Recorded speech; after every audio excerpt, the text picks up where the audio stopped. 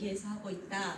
이것도 하나의 정책이거든요. 그래서 그런 것들을 보았고요. 그리고 그 전에도 이제 정책 관련한 것들을 전반적으로 해왔습니다. 이렇게 말씀을 드리는 건 그래도 오늘 1시간 반 저 사람하고 뭔가를 듣고 얘기를 하고 해야 되는데 믿을 만한 사람인가? 그래도 계속 20년 넘게 30년 가까이 이 활동을 해왔으니까 그 정도의 신뢰도를 가지고 같이 들어주시면 좋겠습니다. 여기 사진들은 이런 활동들을 이제 이렇게 다양하게 하고 있고요. 요거는 그 제주 여민회에서 제주 여성영화제를 26년째 지금 하고 있습니다. 바로 며칠 후면 9월 달에 저희가 주로 하거든요. 여성영화제 5일 정도. 제주 지역사회에서는 영화 시사회를 한다거나 이런 공간이 따로 없잖아요. 그래서 이런 영화제 같은 걸 통해서 그런 기회들을 갖습니다. 여성영화제는 여성뿐만 아니라 이제 다양한 소수자들이 우리 사회에 있는데 그들의 목소리가 메인 영화관에서는 올려지지가 않죠. 그래서 그런 목소리를 담아서 성평등을 더 확산하는 그런 일을 하기 위해서 만들어진 것이 여성영화제거든요. 그래서 활동하는 모습도 이렇게 찍어봤습니다. 예. 이거는 안내를 이렇게 드리는 거고요. 여기에서 지금 현재는 대표를 맡고 있고 여기서 하고 있는 일들이 사실은 다 여성 정책과 관련 있는 일들이라고 생각하시면 됩니다. 사상과 여성이라는 것도 있고요. 다양하게 있습니다. 이거는 자료에 제가 드리는지 모르겠네요. 예. 그러면 다음으로 오늘 그러면 어떤 것들을 하나 아까 조금 간단하게 설명드렸는데 크게 그냥 두 가지입니다. 크게 두 가지인데 우리 국가 전반적으로 봤을 때 정책이 어떨까라는 거 하고요. 두 번째로 제주 지역사회에서는 어떤가 이렇게 두 가지로 크게 보시면 됩니다. 그러면 첫 번째 혹시 이거 보신 적 있으셔요? 국정운영 5개년 계획이라는 게 바로 8월에 따끈따끈하게 나왔는데요. 선생님 이거 보신 적 있으세요? 아 그러셨군요. 여기 그 국정기획위원회에서 앞으로 이제 새로운 정부가 들어선 거잖아요. 새로운 정부에서 앞으로 이 5년 동안 어떻게 하겠다라는 큰 청사진을 이제 만들어서 발표를 한 겁니다. 국민들 앞에. 그리고 그것을 보고를 한 거죠. 국민들 앞에. 그러면 여기에 있는 것 전체가 다 정책이라고 볼 수 있는 겁니다. 그리고 정책은 곧 제도와 같은 이꼴이라고 거의 생각을 해주셔도 되고요. 이 모든 것이 정책이라고 보시면 되고요. 그거에 하에서 이제 국정이라는 것이 운영이 되는 거죠. 그러면 근데 이거가 보면 페이지 수가 300여 페이지가 됩니다. 네, 엄청. 근데 혹시 여기 또 필요한 분이 계실까봐 제가 여기 그 진행하시는 선생님께 그 PDF 파일로 전달을 해드렸거든요. 혹시 도대체 5년 동안 어떻게 운영이 되는 거지 보고 싶으시면 요청을 하시면 그냥 가져가시면 됩니다. 이거를 이렇게 말씀드리는 이유는 이런 거 이게 국가 전반을 운영하는 이제 그 청사진 정책적인 청사진인데 어떻게 구성이 돼 있을까 보면 123대 국정과제가 그 300몇 페이지에 달하는 그 페이지 안에 이렇게 돼 있습니다. 123대 국정과제고 있고 제일 크게는 우리 국가의 비전은 이것이다. 그리고 원칙은 이것이고 목표가 하나, 둘, 셋, 넷, 5개의 카테고리로 크게 목표를 잡고 이 목표 하에 전략과 국정과제를 이렇게 뽑아내는 겁니다. 그리고 요 밑에 다음 슬라이드에 나올 건데 요 밑에 또 500 몇 개의 세부 과제들이 존재를 하는 거거든요. 그거를 다 모으면 이제 300 몇 페이지가 되는 거고요. 그러면 여기서 성평등 정책은 도대체 어디쯤에 어떻게 하고 있을까? 그거 다음에 보여드릴게요. 이렇게 아까 그 그림을 이렇게 다시 펼쳐놓은 거거든요. 여기 보시면 5대 안에 기본이 튼튼한 사회라고 하는 영역이 있고요. 5개 중에 그 안에 추진 전략들이 이렇게 있는데 보면 여기 6번이 있습니다. 6번에 내 삶의 기회를 여는 성평등이라는 전략 과제로 들어가 있고요. 이 전체 안에 37개 과제, 173개의 과제가 들어있습니다. 물론 요 6번에만 들어있는 건 아니고요. 이 전체 안에 그렇게 되어 있습니다. 그런데 이 전체 틀거리를 보시면 기본이 튼튼한 사회에 국정과제와 실천과제 이 부분이 개수가 어떤 게 제일 많습니까? 기본이 튼튼한 사회 가장 중요하다는 얘기죠. 할 것도 많고 거기에 보시면은 생명과 안전의 문제, 복지의 문제, 건강, 국민 우리 보험공단에서 하는 이 전반적인 건강의 문제, 인구 소멸 위기가 있으니까 인구의 문제, 이런 것들을 다 다루고 가장 기본이 되는 것 속에 성평등을 우리 사회가 이루어야 된다, 이렇게 돼 있는 거고요. 그렇습니다. 그리고 이 밑에 500 몇십 개의 실천 과제들이 쭉 있습니다. 그러면 이 500 몇 개만 하면 될까요? 우리 사회를 움직이고 제도화하고 앞으로 나아가게 하는 거는, 이거는 앞으로 5개년 동안에 이거에 더 집중하겠습니다. 이거보다 더 많은 정책들이 사실은 존재하고 있습니다. 우리가 정책 없이 살았던 게 아니잖아요. 갑자기 이것만 할 거는 아니잖아요. 기본적인 정책들이 있고요. 이런 것들이 이제 또 더 강화되는 그런 형식이라고 봐주시면 됩니다. 그래서 보고대회를 이렇게 했었고요. 8월 13일 날. 예. 그리고 저거를 다 펼쳐놓으면 아까는 그 100 몇십 개 되는 게 보이지 않았잖아요. 이 하나하나를 다 합치면 100 몇십 개가 이제 되는 겁니다. 그런데 여기에 보면, 여기가 아까 6번 성평등 관련 분야였거든요. 성평등 관련 분야를 보면 딱 2개가 들어있습니다. 현재. 그렇다고 큰 형식을 보이지 않으시죠? 그런데 이런 형식이다, 골자가. 이렇게 보시면 되고요. 그래서 전략과제 6번에 아까 성평등 부분이 있다고 했잖아요. 앞으로 5년은 이거 성평등 분야에서 이거를 좀 강조하고 집중하겠다, 이 뜻이거든요. 그렇다고 성평등의 다른 수많은 정책들을 안 하겠다는 건 아니고, 그러면 여기서 어떻게 이야기를 하고 있느냐, 여기 보시면 이러한 목적을 가지고 성평등을 기반으로 통합으로 나가고 모두가 동등하게 존중받는 사회를 만들기 위해서 성평등 가족부로 확대 개편하겠다. 지금까지 성평등 정책을 추진했던 주무부서는 어느 부처다? 예, 여성가족부라는 부처가 했었습니다. 근데 여성가족부에 대해서 혹시 막 들어본 거 있으세요? 지난 3년간 여성가족부를 폐지해야 된다, 어째야 된다, 이런 그 퇴행의 역사가 많았습니다. 그거 조금 이따 뒤에서 설명드릴 건데요. 어쨌든 지금 현재 새 정부에서는 그것을 오히려 폐지가 아니라 이렇게 성평등 가족부로 확대 개편을 하겠다라고 했고요. 이거는 공약사항이었습니다. 그렇게 하고 그 안에서 특히 국정과제로 97번, 98번 기회와 권리가 보장되는 성평등 사회, 여기에 고용 부분이나 이런 것들이 다 들어있습니다. 그리고 안전과 건강권 보장, 이렇게 큰 카테고리로 되어 있고요.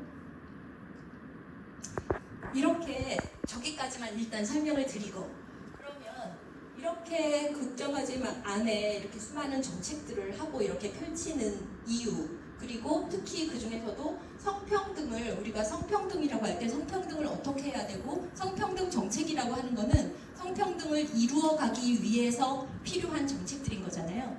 예. 그러면 그것이 성평등이 의미하는 게 뭐고, 그 이루려고 하는 게 뭘까? 이 그림 보면 어떤 의미인지 느낌이 오세요? 예. 평등이라는 게 있고 형평이라는 게 있다. 그런데 이 그림과 이 그림과의 차이점을 혹시 어떻게 느끼시나요? 네.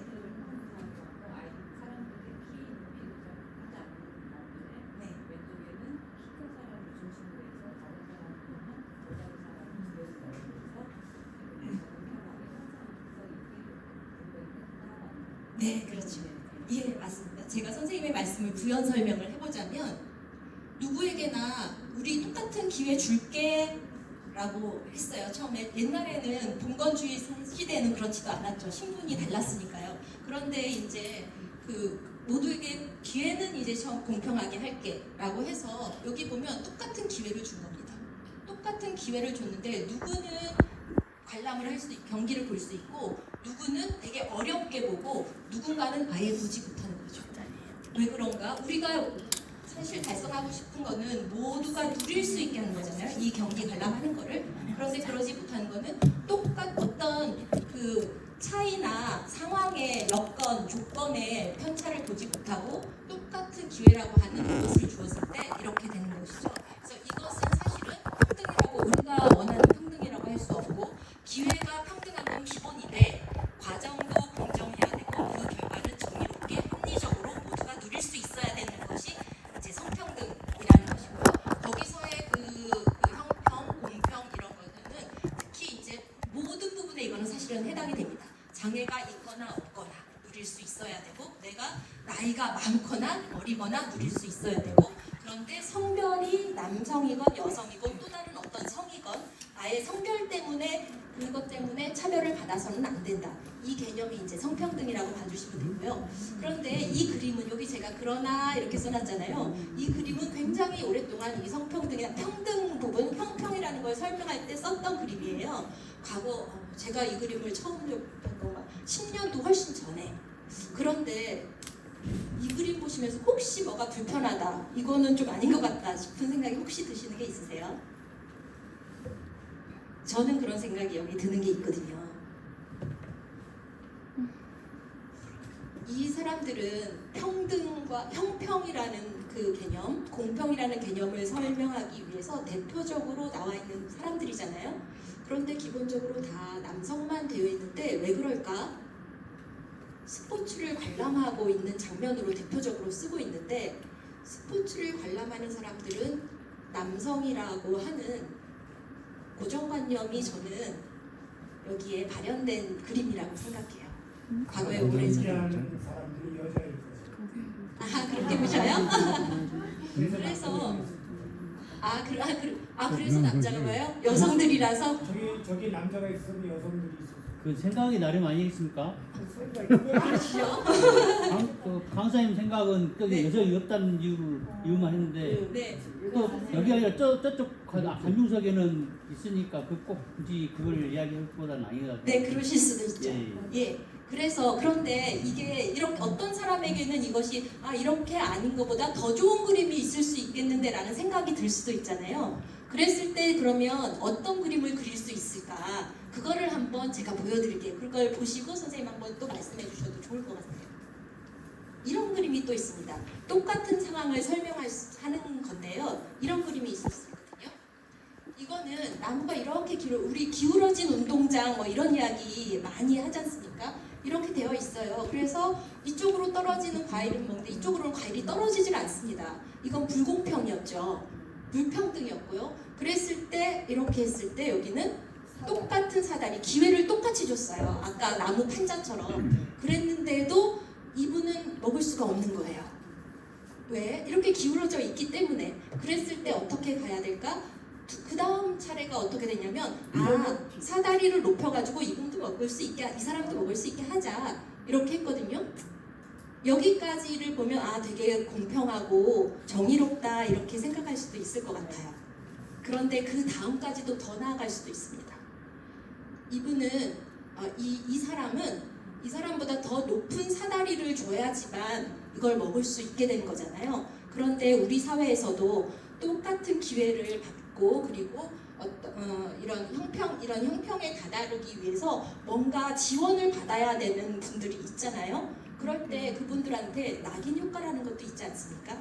처음부터 그 기울어진 것을 바로 세울 수 있다면, 근데 모든 걸 다 그렇게 할 수는 없을지 모릅니다. 그런데 가능하나 그렇게 할 수 있다면 그분이 어떤 지원이 없이도 가능할 수 있잖아요. 그렇게 만들 수도 있는 것이죠. 그래서 이런 그림, 여기에 지지대를 놔서 이 나무 자체가 곧게 성장할 수 있게 해서 같은 조건으로도 같은 것을 누릴 수 있게 이렇게 할 수 있다라고 봅니다. 예, 여기서 보면, 그런데 아까 선생님 저는 이게 훨씬 더 이거는 최근의 그림이거든요. 제가 찾았던. 예, 그래서 이런 것들이 더 그 공평, 형평, 정의로움 이런 것을 말하는 것이라고 할 수 있고요. 이렇게 나아가기 위해서 성평등도 이렇게 성평등 정책도 하고 있는. 물론 그것도 네. 옳은 말씀인데요. 저는 또 그냥 그 나무도 하나의 생명체이기 때문에 네. 그 나무한테 고통을 준 것도 아니다고 봅니다.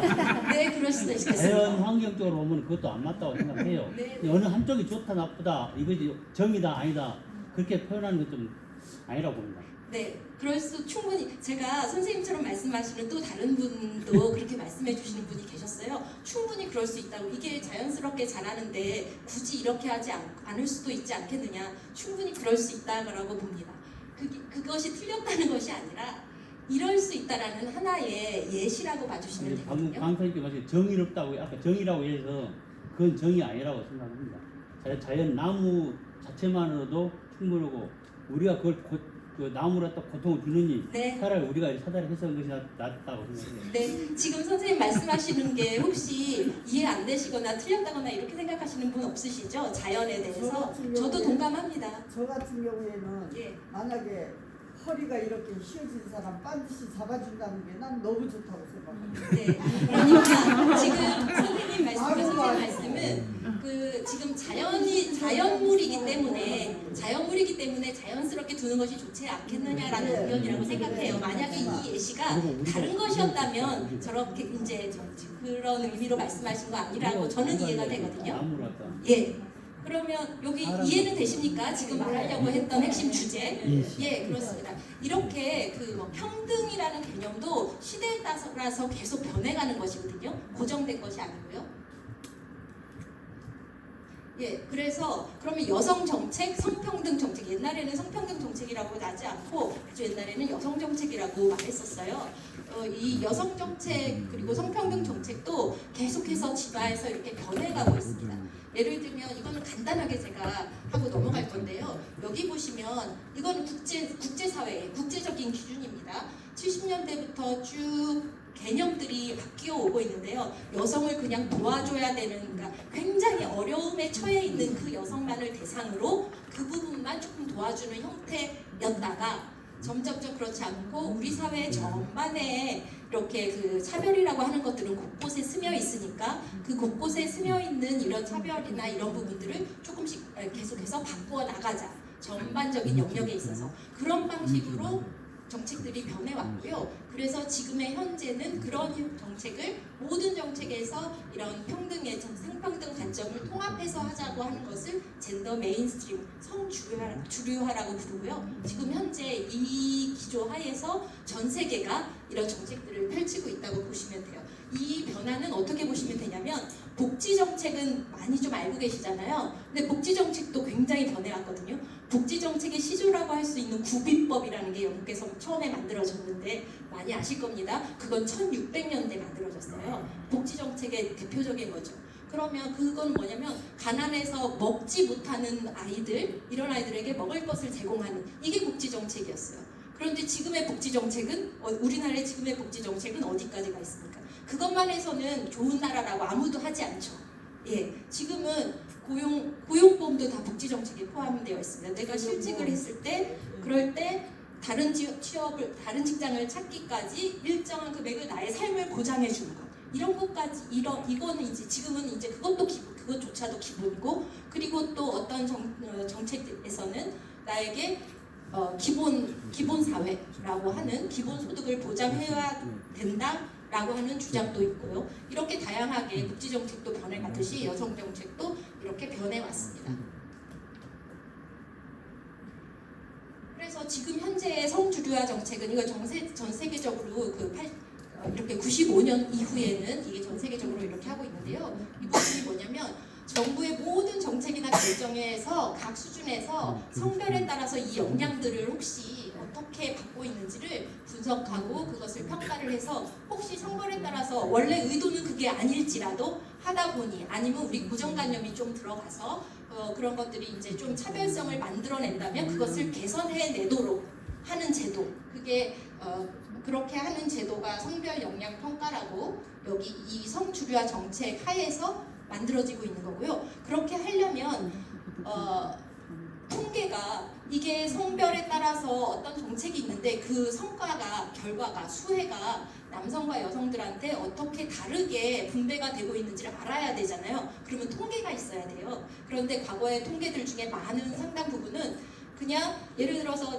정책적으로 예산을 천만 원을 써서 어떤 정책을 폈는데 100명의 사람들이 수혜를 받았습니다. 이렇게만 돼 있었어요.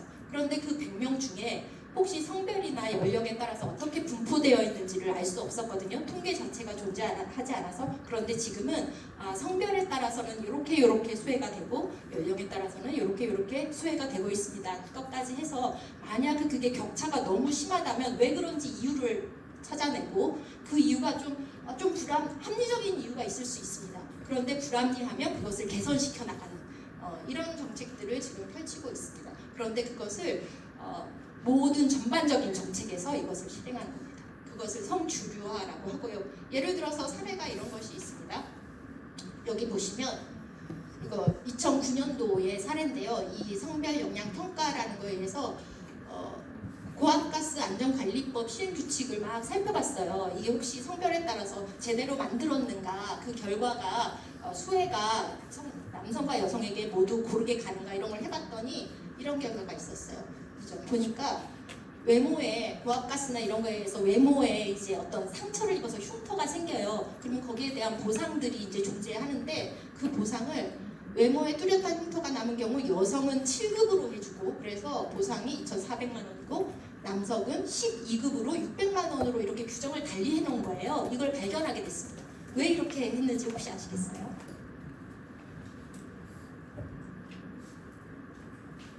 고압값 그런 부분은 아마 여성들이 그 일자리에 많지 않기 때문에 그렇지 않을까요? 아, 여성이 많지 않아서 이렇게 고압값 가스 그 부분이 굉장히 여성보다 남성들 위주의 좀 직업이 많지 않을까요? 네, 그렇기도 할 겁니다. 그러니까 여성이 훨씬 적기도 하죠. 그런데 여기서는 특히 외모라는 게 이제 문제가 되는 겁니다.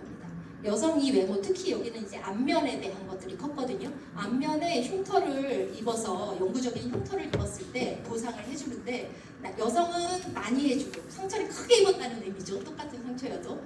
그런데 남성 같은 경우에는 급수를 낮춰서 600만 원만 해주는 겁니다. 이거는 외모에 어떤 흉터를 입힌 것에 대한 피해를 남성과 여성이 다른 피해를 받다라고 생각을 하는 거예요. 왜? 여성은 외모가 훨씬 더 남성보다 중요하다라고 하는 고정관념들이 있어서 그렇게 그 피해 규모를 다르게 책정한 겁니다. 그래서 이거는 옳지 않다. 남성에게도 이런 흉터가 있는 것이 충분히 동등하게 이것은 보상을 받아야 되는 것이다 라고 이제 분석을 해서 이것을 고쳤습니다. 동일하게 남성도 여성도 같이 받도록.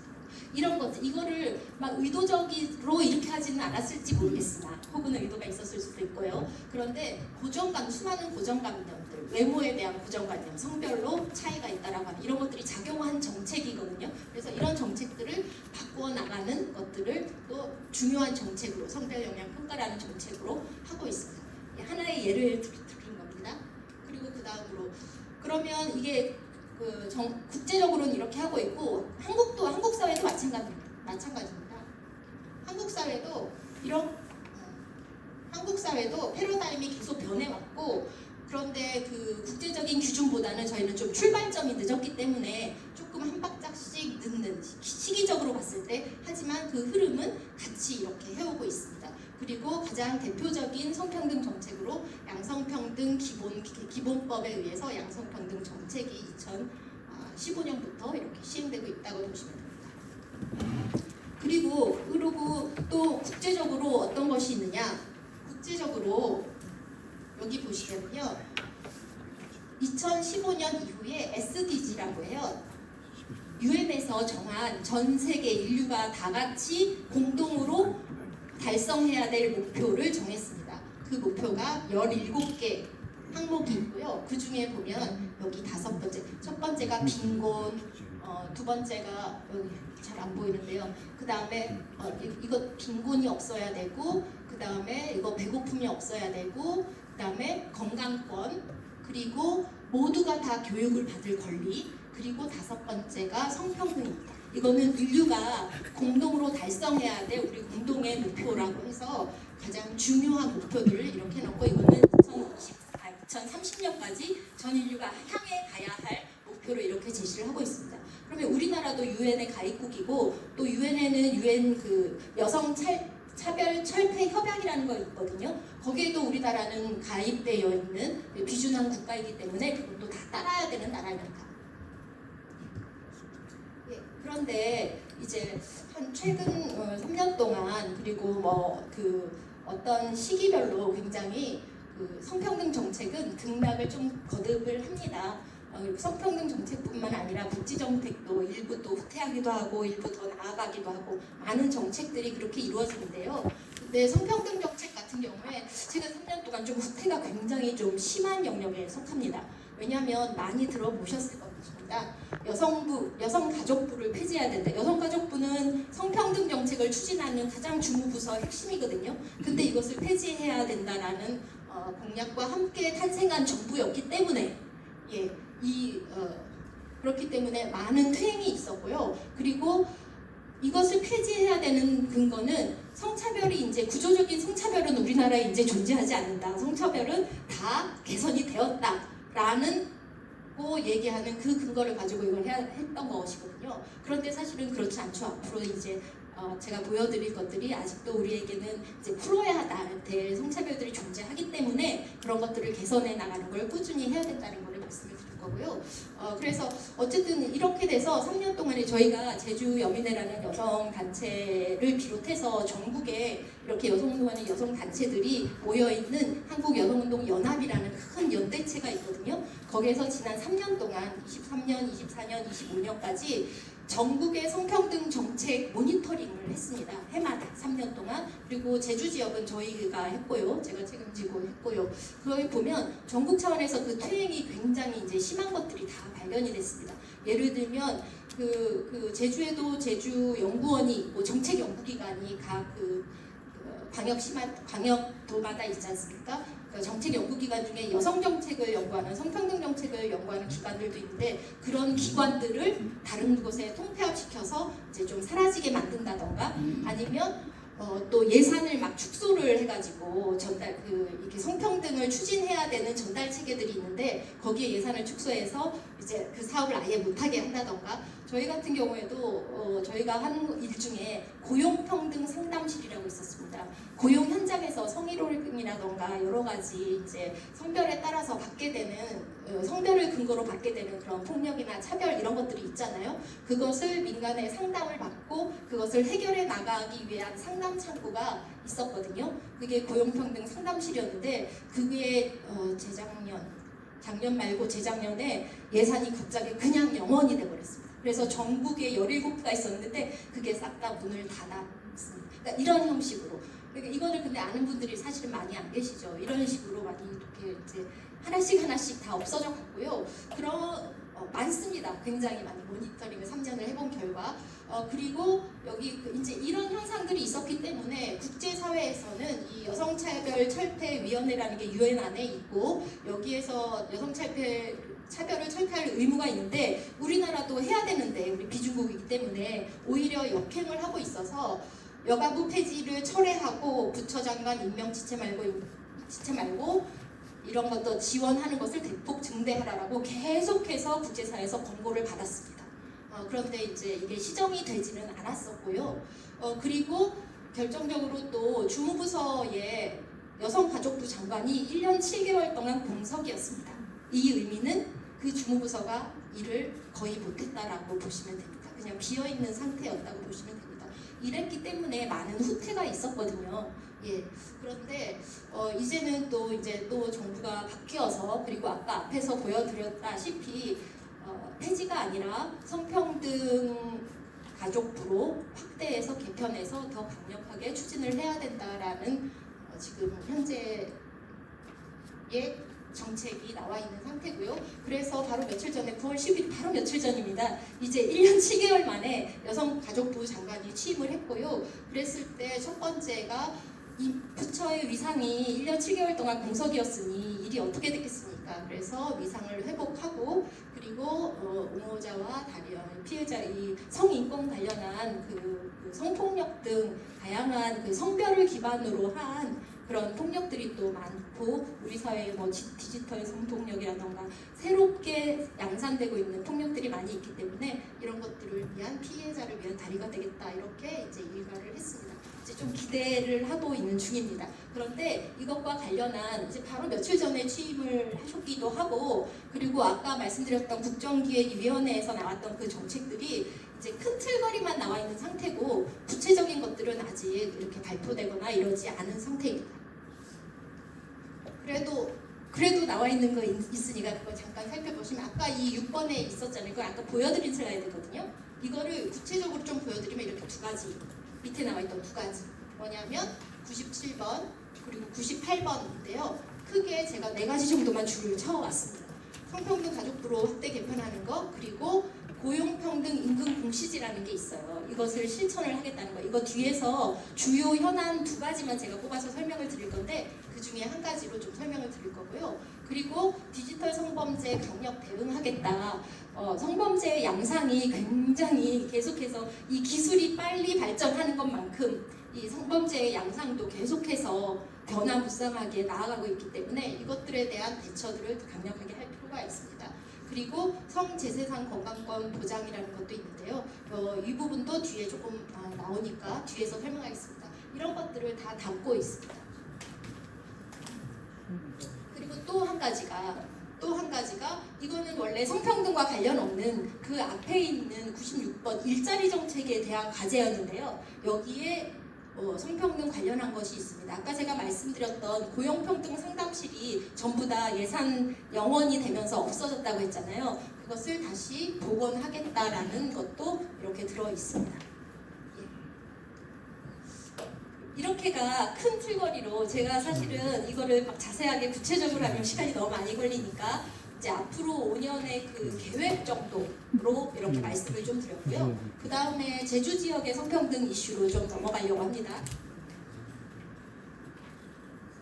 지금까지는 칙도나 이런 거 괜찮으세요? 예.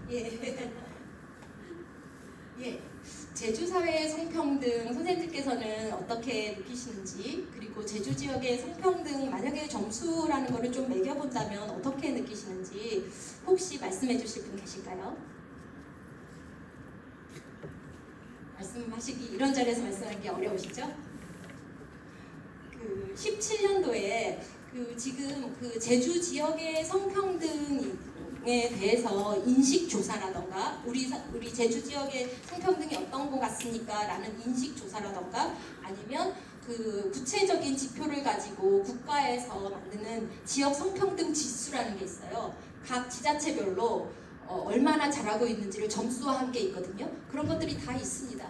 그런 게 다 있어서 제가 그것도 말씀을 살짝 드리겠지만 요것을 가지고 온 이유는 2017년도에 저희 그 제주 연민회에서 여성 백인 원탁회의를 했거든요. 근데 여성 백인 원탁회의라는 형태로 열린 거는 처음이라고 하더라고요, 이때. 그랬을 때 토론 주제가 2가지였습니다. 제주에서 여성으로 살면서 느끼는 문제가 어떤 걸까? 그리고 어떻게 바뀌면 그것을 개선해 나갈 수 있을까? 이런 질문으로 토론을 굉장히 열띠게 했었는데요. 그때 나온 결과치가 이거였습니다. 뭐냐면 느끼는 어려운 문제점이 여기 보면 일상화되어서 거부할 수 없는 성차별 관행들, 그냥 우리 일상 속에 묻혀있는 그런 관행들, 그리고 여성이 자신한테 집중할 수 없는 가정 환경, 왜 돌봄이나 양육이나 이런 것들이 이제 우리 사회는 아직도 여성들에게 조금 더 많이 부과되어 있기 때문에 이런 것들이고요. 그 다음에 나에게 여성들에게 문제가 있어도 이것을 대변해줄 어떤 정치적인 권력이나 아니면 그것을 대변할 사람들이 별로 그러니까 상대적으로 적다는 것, 이런 것들을 문제라고 말씀을 해주셨고요. 그리고 그러면 이런 것들을 개선하려면 어떻게 해야 될까 했을 때 이것이 가장 높게 나왔습니다. 60%였는데 여성들이 좀 뭉치고 여성들의 정치 대표성을 좀 확대해서 제주 전체 사회를 좀 변화를 시키는 게 중요하다. 그리고 이것은 정치 영역에서뿐만 아니라 모든 영역에서 여성들이 어떤 의사결정권을 가지는 것은 우리 사회가 아직 매우 약하기 때문에 그런 부분에 있어서 여성의 참여가 높아질 수 있는 정책적인 지원이 필요하다. 이것이 원탁회의의 결과였습니다. 그래서 주요 이슈들인데요.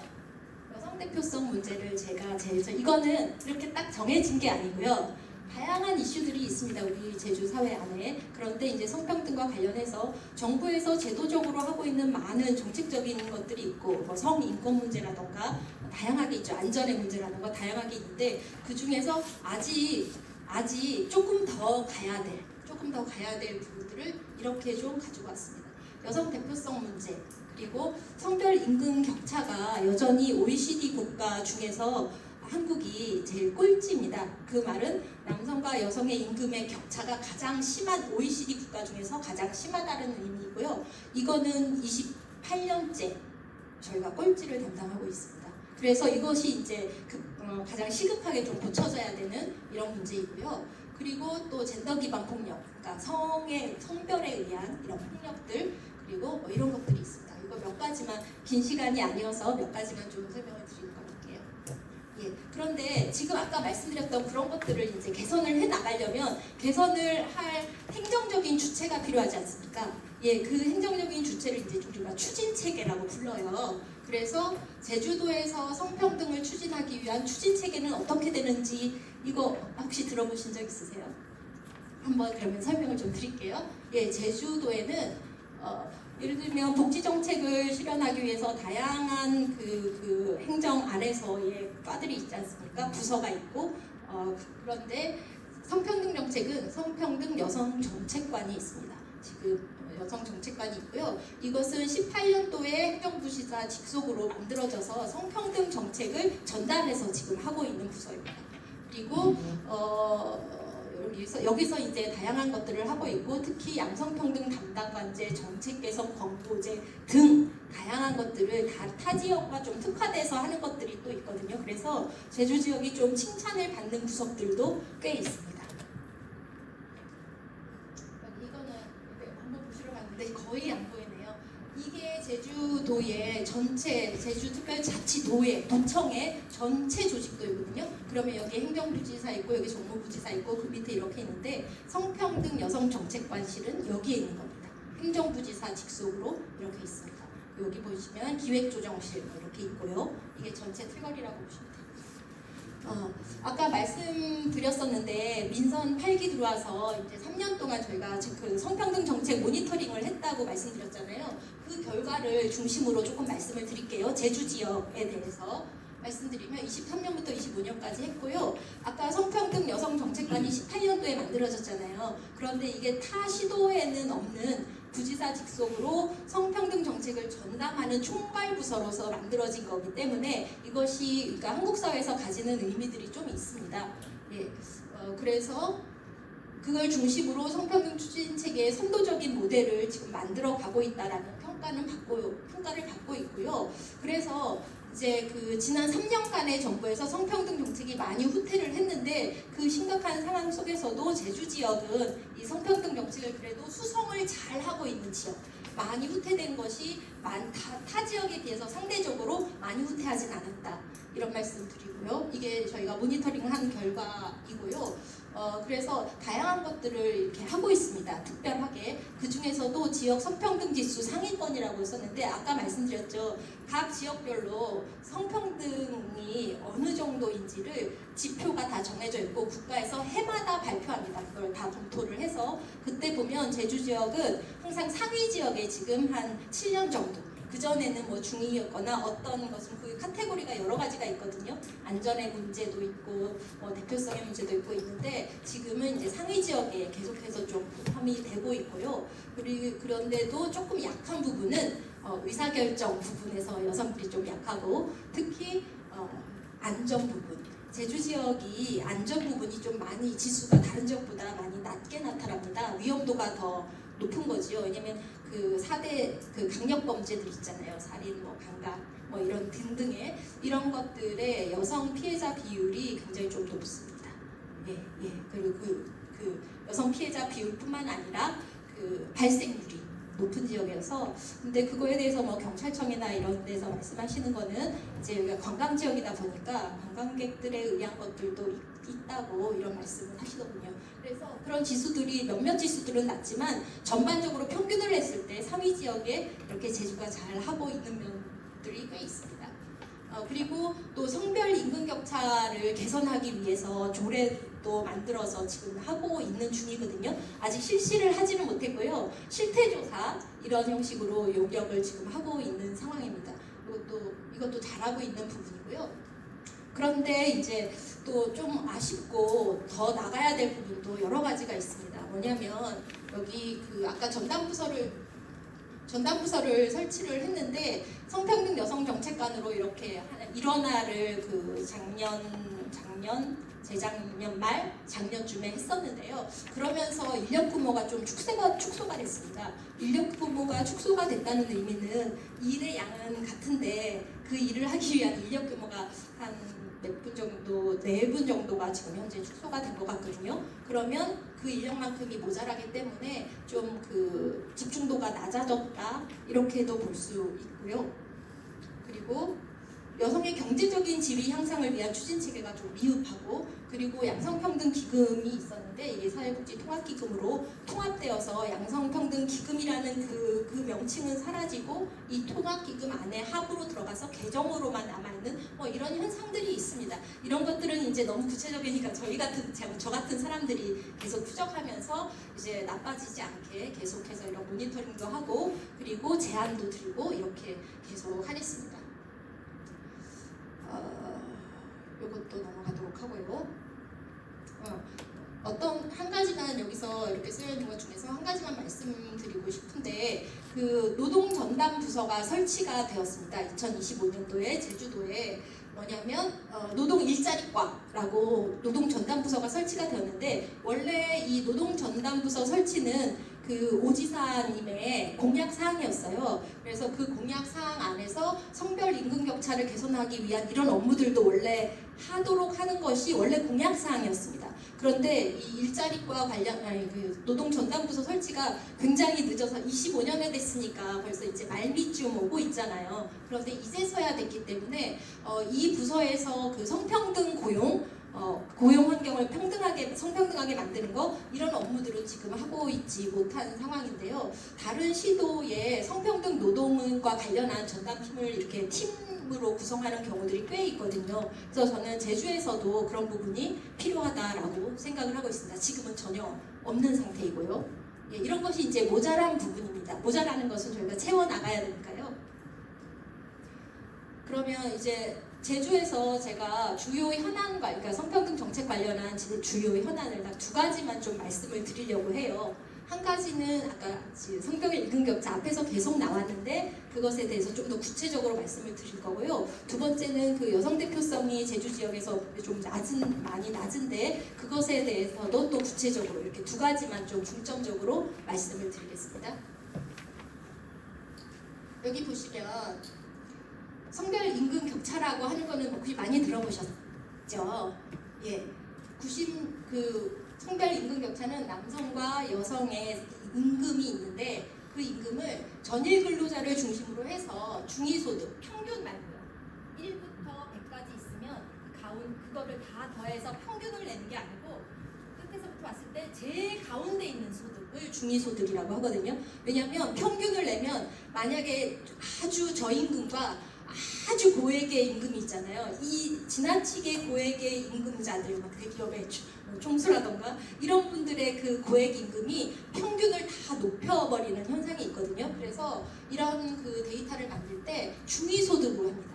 제일 가운데 있다는 것은 제일 거기에 사람들이 많이 모여 있는 그 부분. 예, 이 중위소득을 기준으로 했을 때 여성과 남성이 대비를 했을 때 얼마나 격차가 나느냐, 이거는 전 세계적으로 지금 계속 취합되고 있는 자료이거든요. 그래서 OECD에서 취합을 합니다. 거기에서 보시면 지금 현재 이렇습니다. 이거는 19년, 20년이고 이거는 그 전 세계적으로 취합을 하고 있기 때문에 막 25년이라고 24년께 금방 나오지가 않아요. 몇 년에 걸쳐서 만들기 때문에. 그래서 제가 구한 이제 최근의 자료가 이렇다고 보시면 되고요. 그래서 보시면 여기 뭐 코스타리카 쭉 있는데 지금 한국이 이만큼의 격차가 있는 것이고요. 이 격차 31.5라고 하는 거는 남성이 100을 번다 그러면 여성은 68.5겠네요. 31.5만큼의 격차가 있으니까. 네? 2부 아니에요? 2부? 예. 북한이요? 네, 노스코. 사우스 코리아입니다. 북한은 OECD에 들어가 있지 않기 때문에 이 데이터에 잡히지 않습니다. 잘못된 것 같아요. 예, 지금 그러니까 이렇지 않은 것 같은데 많이 발전을 해서 많이 나아진 것 같은데도 사실상 이제 크게 눈을 뜨고 자세히 들여다보면 이런 부분들이 이제 많이 남아있다는 이야기입니다. 예, 그런데 아까 말씀드린 것처럼 96년에 저희가 가입했는데 네, 27년인데 그렇죠? 네, 이거 제가 오타를 냈네요. 27년째 이렇게 계속해서 꼴찌를 차지하고 있어서 이게 국적 과제이기도 합니다. 이것을 어떻게 줄여나갈까. 그래서 아까 보시면 국정과제에서 저희 해는 것 중에 그 임금공시제를 한다라는 내용이 있었거든요. 뒤에서 설명드릴 건데 이 문제를 해결하기 위해서 그것을 하는 것입니다. 여기서 성별 임금 격차라는 거는 어떻게 보고 있냐면요. 성별 임금 격차는 내가 한 조직 안에서 회사를 다니는데 우리 회사에 나와 옆에 있는 남성의 격차를 말하는 것이 아니거든요. 이거는 그 전체 사회에서 아까 말씀드린 것처럼 전일 근로자 전체의 중위소득, 그러니까 이렇게 뭉텅이로 했을 때 이만큼의 격차가 나는 거기 때문에 나와 내 옆에 있는 바로 옆에 동료가 나랑 똑같이 대리인데 그 사람과 나는 똑같이 지금 받고 있는데 이 개념이 아니라는 말씀이에요. 예. 그러면 이 성별 임금 격차가 의미하는 것은 뭐냐 하면 채용이나 배치나 교육훈련이나 승진이나 이 고용상에 있는 모든 것들 그리고 플러스 거기에 경력 단절이라던가 이런 것까지를 다 포함한 개념들이 모여서 이런 그것들이 누적되어서 나온 어떤 결과치라고 보는 겁니다. 여기서 다시 보실까요? 그러면 그것이 이제 성별 임금 격차라고 하면 이 성별 임금 격차를 개선을 해야 되는데 개선을 하기 위한 이제 지금 전 세계적으로 가장 첫 번째 단계라고 할 수 있는 것이 성평등 공시 제도라는 것을 많은 나라들에서 실시하고 있고 우리나라는 아직 안 하고 있는데 이제 하겠다라고 얘기를 하는 거고요. 이게 무엇이냐? 이거는 지금 이제 이거는 21년에 나왔던 이제 자료 이게 한국여성정책연구원이라고 국책연구기관입니다. 그 연구기관의 박사님이시고요. 거기서 나온 자료인데요. 여기서 기업이라고 했지만 사실은 기업, 공공기관 뭐 다 사실은 포함합니다. 성차별 현황을 보다 종합적으로 파악하고 개선 방안을 도출하기 위한 정책적인 체계로 이런 것들을 다 조사를 하고 수집을 해서 그 격차들을 좀 평가를 해서 성평등 수준을 평가를 하고 그것을 그러면 그 평가를 하면 데이터가 나올 거잖아요. 어떤 지점에서 이런 격차를 발생했는지가 기업별로 공공기관별로 나오게 됩니다. 그러면 거기에 그 기업에 합당한 이유로 필요해서 하는 경우도 있어요. 그런 격차가 나는 경우도 있어요. 근데 그렇지 않고 어떤 차별적인 요소에 의해서 그런 격차가 있는 부분을 다 분석해서 찾아냅니다. 그것들에 대해서 그리고 이제 개선책을 마련을 하고 그것을 그 회사, 공공기관 이런 기업들이 그것을 개선을 하도록 하고 개선하는 것을 계속해서 피드백해서 한류되어서 점검하는 것까지를 다 포함하는 것이 이런 제도입니다. 이거를 이제 실시하겠다라고 하는 겁니다. 여기서 말씀드린 것처럼 이 격차는 왜 발생했느냐 이런 차이 일 경험에서 성별 차이가 분명히 있고 직종도 분리되어 있고 직종은 수평적으로도 많이 분리가 되어 있지만 수직적으로도 분리가 되어 있다. 이 말은 뭐냐면 수평적으로 분리가 되어 있다는 얘기는 저임금이고 비정규직이고 이런 좀 우리가 일반적으로 질 낮은 일자리라고 부르는 곳에 여성 비율이 훨씬 높습니다. 한국 사회는. 그러니까 급여가 당연히 작겠죠. 예. 이렇게 수평적으로 영역별로 많이 다르고 그리고 특히 또 이제 그 성역할에 따라서 보통 여성들이 하는 일이다 생각되는 곳에 여성들이 이렇게 많이 모여있고 성역할이 좀 뚜렷해서 많이 모여있고 그런 직종들일수록 되게 저임금입니다. 예, 이런 현상들이 우리 사회 전반적으로 있기 때문에 그래서 그렇고 그 다음에 수직적인 분리라고 하는 것은 어떤 한 조직에서 하급 직원들에는 여성들이 굉장히 많은데 올라가면 올라갈수록 여성이 점점 작아지고 중간관리자에서 작고 특히나 최고관리자로 가면 이제 여성들이 훨씬 더 작아지는 이런 현상 보통 일반적으로 우리가 유리천장 얘기를 하죠. 이런 현상들을 말합니다. 그렇기 때문에 이런 이유들이 다 모아져서 보면 성별 임금 격차가 중위값으로 봤을 때 30% 이상의 차이가 나게 되는 것이 이제 우리 사회의 지금 현재의 형상이라고 보시면 됩니다. 이것들을 개선해 나가는 방법을 찾자라고 하는 거고요. 그러면 요건 아까 보셨던 그 표고요. 다른 나라들에서도 이런 제도들을 일찍이 하고 있습니다. 이거는 이제 몇 개 나라만 이렇게 온 거고요. 그 형태나 뭐 이런 것들은 좀 다 국가마다 다릅니다. 그리고 대상 어떤 대상을 할 것인가 이것도 국가마다 다르지만 많은 나라들이 이렇게 하고 있고 일본도 하고 있고 뭐 그렇습니다. 제주 지역을 잠깐 보겠습니다. 아까 그 제주 지역은요, 지금 여기 19년, 23년 이렇게 데이터가 있는데요. 제주 지역에 보시면 이거 평균치입니다. 남성이 311만 원 받을 때 여성은 220만 원을 지금 현재 받고 있고요. 이 격차를 보면 제주 남성 대비 요 빨간 거 70.6%입니다. 여성의 임금이. 그런데 여기 보시면 이게 이 파란 거는 전국 남성이거든요. 전국 남성과 비교를 해보면 65.1%밖에 안 됩니다. 제주 여성들의 임금이 훨씬 더 낮죠. 이거 왜 이런지 아세요? 그래서 이 성별 임금 격차가 대한민국, 한국이라는 사회에서 제주도가 성별 임금 격차가 다른 지역보다 작아요. 그거는 여성과 남성의 격차가 제일 작은 지역이란 뜻이에요. 그런데 그 이유가 뭘까요? 그러면은 여성들의 임금이 높아서일까요? 우리 제주도가? 그렇지가 않고 우리 지금 제주의 현상은 남성들의 임금이 전국 평균보다 굉장히 낮아요. 그러니까 그 상대적으로 격차는 줄어드는 거죠. 그래서 이걸 보시면 됩니다.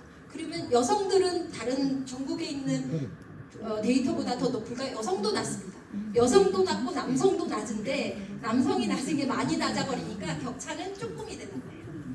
그런데 이거를 아까 성평등 지수 있었잖아요. 거기에서는 우리가 1등 차지하고 있어요. 왜냐하면 그 지표는 격차만 보거든요. 그러면 제주에 있는 저같이 이런 거 분석하는 사람들은 중앙정부에 계속 얘기합니다. 이거는 성평등에서 그런 게 아니고 우리 제주 지역의 임금이 남성이나 여성이나 너무 낮아서 일어나는 현상이다. 그래서 성평등이 이루어졌다고 볼 수 있는 수치는 아니다. 라고 이제 얘기를 하지만 어쨌든 수치는 계속해서 그렇게 되고 있습니다. 여기 보시면 전국과 비교하면 우리가 이만큼밖에 안 되잖아요. 전체가 낮기 때문에. 그런 현상이고요. 그래서 이것을 시정하기 위한 게 이제 임금공시제라는 게 있다고 했잖아요. 임금공시제는 이런 여러 가지 이름으로 불려요. 성평등공시제, 성별임금공시제, 성별근로공시제 이렇게 여러 가지 이름으로 불리거든요. 그런데 이제 이번에 국정과제는 고용평등임금공시제로 된 거예요. 이 이름들은 언제 만들어진 거냐? 이번 대선 말고요. 그 지난 대선, 3년 전 대선 때 모든 국민의힘, 민주당 그리고 또 그때 당시에 어디가 있었죠? 모든 정당에서 이거를 다 하겠다고 공약으로 내걸었습니다. 그때 이름이 다 조금씩 다른 겁니다. 그 임금 격차가 저는 이제 사회복지 계열에 이제 있다 보니까 여성, 남성 임금 격차가 없다고 보고 있거든요. 네네. 그러면 업종별로 어떤 업종이 이제 여성과 남성의 이제 임금 차별이 있는지 그거를 좀 알 수 있을까요? 어떤 업종이 네. 남성과 여성의 이렇게 임금 차이가 격차가 있는지. 그러니까 같은 업종, 예를 들면 내가 사회복지사 그쪽으로 그러면 이제 나의 사회복지사인 임금과 음. 내 옆에 있는 남성 사회복지사님의 뭐 급수도 같고 다른 것도 같다면 그거는 지금 차이 없잖아요. 그 말씀해 주신 거죠. 차별이 없는 걸로 알고 있는데 맞습니다. 이제 이 지금 강의 자료에는 여성과 남성의 차별이 있다라고 이제 말씀을 해주시는데 혹시 어떤 업종이 그렇게 차별이 나는지 알 수 있는가 싶어서 네, 질문을 그러니까 제가 드리는 말씀이 아까 말씀드렸던 것처럼 같은 직장 안에서 나와 나 옆에 있는 그 남성 간의 그 임금 차별은 지금 현재는 없다니까요. 그건 없고요. 그거를 통으로 봤을 때 어떤 업종이 그렇게 있냐고요. 서비스업이냐 그렇게 부분에서 봤을 때 사람이 많은지 네, 높은지 서비스업이 임금격차 높은지 그거를 여쭤보는 거예요. 네. 그 어느 업종이 좀 심각하게 네, 나타나느냐 네. 서비스업도 많이 있고요. 그 다음에 옛날에 어떤 데이터가 있었냐면요. 청소노동자 있지 않습니까? 청소노동자가 있고 경비노동자가 있잖아요. 그러면 경비노동자와 청소노동자는 업무하는 내용은 다르지만 같은 업종으로서 비슷한 업무 역량과 비슷한 노동 강도를 가졌다라고 그 업무 분석을 하면 그렇게 나오거든요. 그런데 청소노동자분들은 대부분 이거 좀 된 그 논문입니다. 청소노동자분들은 대다수가 여성이고요. 그 건물에서 청소 노동자분들 그리고 경비 업종에 계신 분들은 다수가 남성이세요. 그랬을 때 그 두 업종 간의 임금 격차가 굉장히 좀 많이 났었습니다. 그런데 이 업종에 그거는 업종이 다르니까 하는 일이 다르고 이런 얘기할 수 있거든. 경비는 위험하잖아. 그러니까 위험수당 같은 게 붙어야 되니까 그거는 높을 수 있어. 이렇게 말씀하실 수 있잖아요. 그런데 그거를 이제 전문가들이 다 분석을 한 거예요. 이 업무에 필요한 역량, 업무 강도, 업무 시간 그런 것들을 다 이렇게 분석해봤을 때 이 두 개의 업무가 그렇게 차이가 나지 않아야 되는데 임금이 엄청나게 차이가 났더라. 그런데 그 이유를 분석해보면 그것은 한쪽에는 여성이 다수가 모여있고 한쪽에는 남성들이 있어서 그것을 근거로 해서 왜 남성들은 가족을 부양해야 된다 이런 개념이 과거로부터 지금까지 있었잖아요. 그러니까 가족을 부양하는 사람에 대한 임금은 높게 쳐줘야 된다는 인식이 여전히 있는 거죠. 그래서 그런 격차가 발생했다라고 나오거든요. 이런 식입니다. 그런 격차에 그러니까 인식이 있다라는 거에 대해서 정확한 데이터가 있나요? 네. 그 그거는 데이터, 이거 지금 제가 말씀드린 거는 저도 그냥 제가 생각으로 말씀드린 게 아니고 논문이 나와 있습니다. 근데 이제 그것이 과거 어느 시대 때인지 모르겠지만은 최근에 보면은 이제 물론 제 생각인지 모르겠지만은 그 환경 분야 쪽에 환경 지킴이 쪽에 여성들 뽑을 게 아니라 남성 직원들 지원해도 못 가요 거기를. 왜냐 여성들 뽑기 때문에 남성 직원들 거기다 넣고 이 여성 직원분들 그 경비 쪽으로 뽑으면 어찌겠냐 이거죠. 그러면은 임금격차가 똑같지 않을까 하는 얘기입니까? 그럴 수도 그 있겠지만 뽑으는 직업을 사람이- 선택하는데 뭐 자유도 있고 만약에 업무 강도와 이런 것들을 다 분석했을 때 이 업무와 이 업무가 크게 물론 그 업무의 내용은 다르지만 이 업무와 이 업무를 분석을 해봤을 때 어느 정도의 임금이 적당하다라는 게 같게 나타난다면 임금을 같게 주면 되지 않습니까? 업무 강도가 아니라 여성 남성의 차별이 있는지 그거를 지금 이렇게 말씀드리고 있어요. 그러니까요. 임금이 낮은 게 그 똑같은 성별에 의한 차별에 의해서 임금이 낮게 책정되었다는 거예요. 성별에 의해서 낮게 책정된다고 그 근거 있나요? 네, 그 근거가 그 논문에 그렇게 돼 있습니다. 분석을 다 해보면 그렇게 나온다는 겁니다. 왜냐하면 업무가 차이가 업무 강도나 업무에 뭐 들어가는 그거나 위험도나 이런 걸 다 계산을 해봤을 때 차이가 별로 없었기 때문에 혹은 차이가 있더라도 그 차이만큼 임금 격차가 나는 게 아니라 그거 이상으로 나기 때문에 말씀하세요. 저 한 가지 예를 들어가지고 지금 쿠팡 있잖아요. 쿠팡 네. 물류센터 같은 데 가시면 저도 예전에 가서 한번 일해봤는데 네, 남자랑 여자랑 똑같은 시간이라고 똑같은 돈을 받아요. 네, 그런데 남자들은 저 화물을 끌고 다니면서 이거를 하는 좀 힘든 일을 하고 여자들은 그 자리에 앉아서 분류만 하는 일을 해요. 그럼 똑같은 일을 한다. 그럼 이거는 역차별 아닐까요? 그 업무 분석을 정확하게 그러니까 해야 될 것 같아요. 제 생각에는. 이게 그거를 제가 정해서 갈 수 있는 게 아니고 그냥 여성분들은 이쪽으로 가세요, 남성분들은 이쪽으로 가세요 해서 교육부터 다르고 그렇게 네. 하는데 네. 그런 부분에 대해서는 좀 역차별이 아닌가 싶어가지고. 그거를 여차별이라고 뭐 써야 될지는 모르겠지만 분명히 차별이 그러니까 그 업무를 제가 자세히 모르기 때문에 이건 차별이에요라고 이렇게 단정을 지을 수는 없지만 지금 말씀하신 거에 따르면 그럴 수 있다고 봅니다. 그렇기 때문에 업무 분석과 업무 평가가 명확하게 해야 되고 그거에 따라서 임금이 주어져야 되는 게 맞습니다. 그런데 지금 그렇지 않고 그냥 남성이 오면 이 일 하세요, 여성이 오면 이 일 하세요 이렇게 되고 급여는 똑같다 이거에 대한 문제 제기를 말씀하시는 거죠. 그렇지, 그렇지. 예, 그리고 여성들이 지금 하고 있는 일은 훨씬 편해 보인다. 그거보다 이 업무가 훨씬 힘든 업무로 보인다라는 말씀이시죠. 그러니까 내가 해서 여자들이 하는 게 편해 보인다 그 얘기가 아니고 지금 어떤 식이냐면 쿠팡 물류센터에 남자들이 빠지고 있어요. 왜냐하면 남자들이랑 여자랑 똑같이 일하는 게 아닌데 남자들이 더 고생하는데 여성들이랑 똑같은 돈을 받으니까 남자들이 점점 지원을 안 하는 거예요. 그렇게 되니까 남자가 없어지니까 결국 여성들도 똑같이 남성들이 하는 업무를 하는 현상이 지금 발생되고 있거든요. 네네. 그래서 이게 내가 남자라서 여자들이 하는 일이 편해 보인다 그런 얘기를 하는 게 아니고 네. 그냥 제가 봤을 땐 이것 자체가 뭔가 문제가 있지 않나 그거에 대해서 문제를 제기할 것 같습니다. 지금 말씀하신 대로 그 업무가 분명하게 편차가 있고 그 이제 업무적으로 그 강도나 이런 게 편차가 있고 그렇다면은 분명히 그 안에 차별이 존재한다고 볼 수도 있는 것이죠. 근데 그 업무 부분을 제가 정확하게 모르기 때문에 제가 그거를 이 자리에서 그렇다 아니다라고 말씀드리기 좀 어려울 것 같고요. 그 질문 너무 고도한 질문이라 보니까 지금 우리가 지금 클린하우스에서 근무하는 직원분들 전체를 보면은 네. 대부분 여성이 많아요. 네.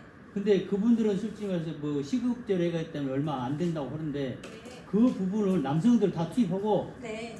거기 여성분들 다른 일로 지켜보는 급여 차이가 별로 나지 않겠냐 이거지. 저는. 아니 그 일을 선택해서 왔는데 어떻게 다른 일로 다 보내버립니까, 선생님? 아니 이렇게 고용한 사람들이 예. 그런 인식을 갖게 하고 거기를 다른 남자들이 거의 많으니까 그렇게 하지 말고 여성분들 많은 쪽으로 보내고 저쪽으로 남자를 보내면은 평등하지 않겠냐 이거죠. 근데 앞으로 이제 여자라면 싸울 일이 없어요. 지금 누구부터 다 하는 세상에. 아니 합쳐야 되거든. 말씀이 그러니까 네. 그 근거가 우리 그거를 저희한테 제시하고 그렇게 말씀하시면 우리가 거기 까딱한데 제가 옛날에 했다니까 그렇게 옛날에 했다 그러니까. 예, 근거를 자세하게 제시할 수 있는 시간과 그런 게 있으면은 설명도 드릴 수 있을 것 같습니다. 이게 사실. 이제 그렇다면은 차후에는 네. 근거 있는 것만 하시자고요.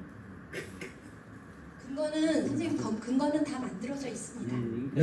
연민에 값어요. 예, 이렇게 말씀드리고요. 그래서 지금 현재 국정과제에서 고용평등 임금 공시제를 하겠다 이렇게 되어 있습니다. 구체적인 내용은 아직 나와 있지 않고요. 여기서 이제 중요한 거는 이런 거든 뭐냐면 구조적인 차별이 있다면 그것을 찾아내서 이것을 좀 개선을 하겠다라고 하는 문제의식이 중요하고 그 개선의 의지가 중요한 것이지 사실은 이렇게 해서 그냥 다 펼쳐놓고 이런 거가 있습니다. 살펴보니 이런 격차가 있네요. 이걸로 끝나면 아무 의미가 사실은 없는 겁니다. 그리고 아까 뒤에서 선생님이 말씀하셨던 것처럼 그런 업무의 경중의 차이가 있으면 거기에 대한 임금도 이제 명확하게 구분이 되어야 되는 것도 맞다고 생각하고요.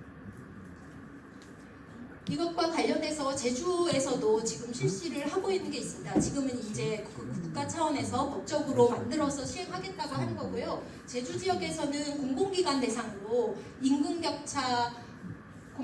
대상으로 지금 성별 임금격차 개선 조례가 만들어져 있고요. 요거는 이제 뭐 공무원 그리고 17개 출자 출연 기관 여기에만 해당합니다. 그래서 만들어졌고요. 지금 실태조사 중이고요. 이거 실태조사 이전에 19년도에 제주 여성가족연구원이라는 거 정책연구기관에서 지금 이 분석을 했는데요. 여기에서도 보면 제주 지역의 성별 임금 격차가 아까 데이터로 보여드렸잖아요. 근데 이 데이터가 그 업무 평가에 의해서 업무가 충분히 그럴만해서 나오는 이제 임금 격차가 있고 그렇지 않고 어떤 좀 차별적인 요소가 있어서 나오는 부분이 있는데 이 차별적인 요소에 의해서 나오는 부분이 여전히 많이 있다라는 분석 보고서가 이 보고서입니다. 예, 이거를 보시면 될 것 같습니다. 이런 것들이 있고요. 그리고 또 넘어가겠습니다. 그 주요 현안 두 가지 임금 격차 부분은 이제 아까 제주도에서는 조례 그리고 그 국가 차원에서는 아까 공시제 이런 것들이 이제 만들어지면 차차 개선이 되어질 거라고 보이고요. 근데 되게 굉장히 오래 걸릴 것입니다. 사실은. 예. 그리고요 이제 여성 대표성과 성평등 마을 대표성 부분을 조금 말씀드릴게요. 주요 현안 두 번째로 제주의 여성 대표성 부분이 현주소가 지금 이러합니다.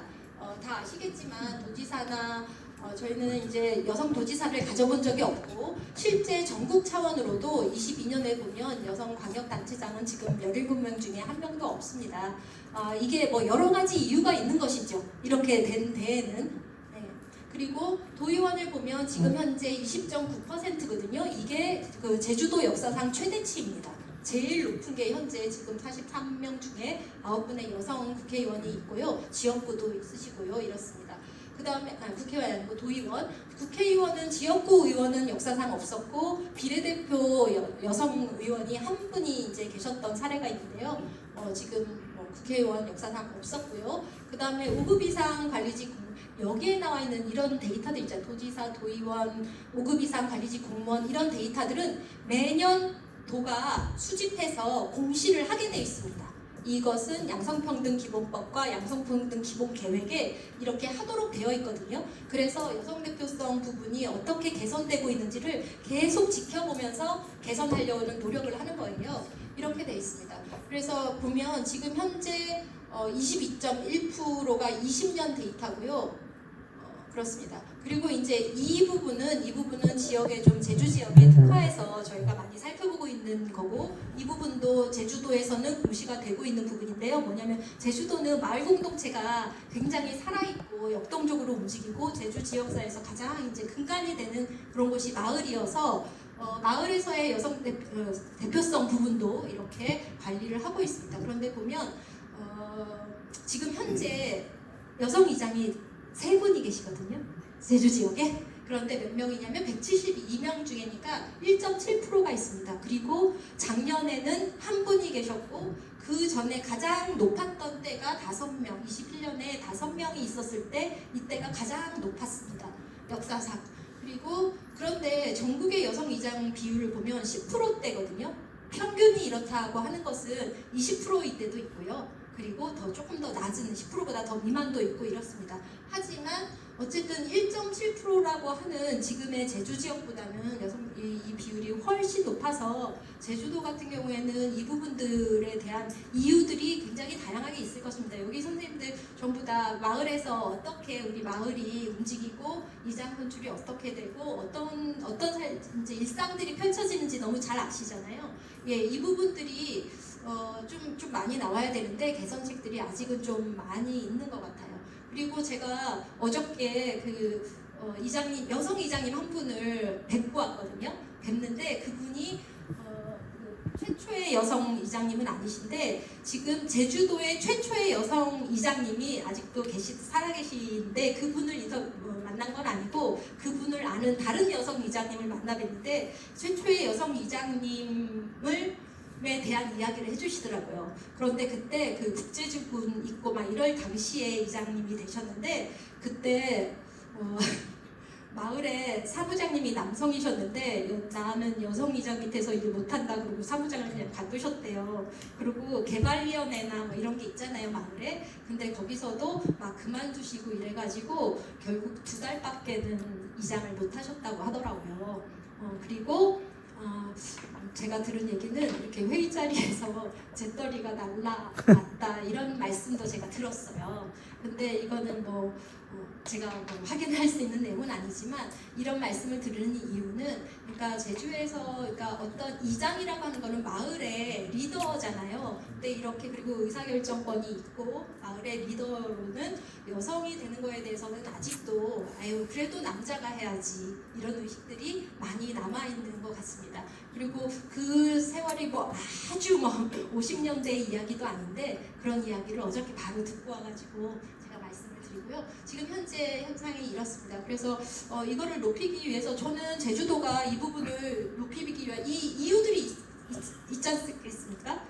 그러면 그 이유들을 하나씩 이제 좀 개선을 해가면서 이것도 높여야 된다고 생각을 하고요. 그래서 예전에 이장이라던가 주민자치 관련해가지고 마을자치 관련해가지고는 도의 자치행정국이 전담하는 부서이거든요. 그래서 저희가 간담회를 해서 만나 뵙기도 했습니다. 왜냐하면 이 데이터들이 계속해서 전국적으로 공유가 되거든요. 그래서 이것들을 개선하기 위한 방법들을 만들어 달라 이런 이야기들을 계속 하고 있습니다.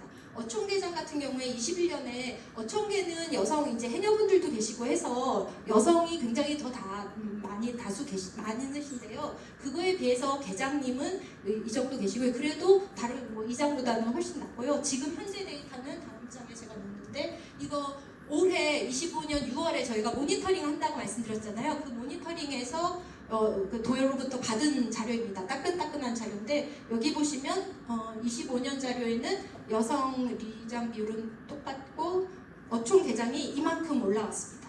33%가 됐습니다. 아까 20년도 자료에는 21%였잖아요. 그래서 계속 꾸준히 어촌 계장님은 여성분들이 이렇게 많이 이렇게 나타나고 계시고요. 그런데 여기 잘렸네요.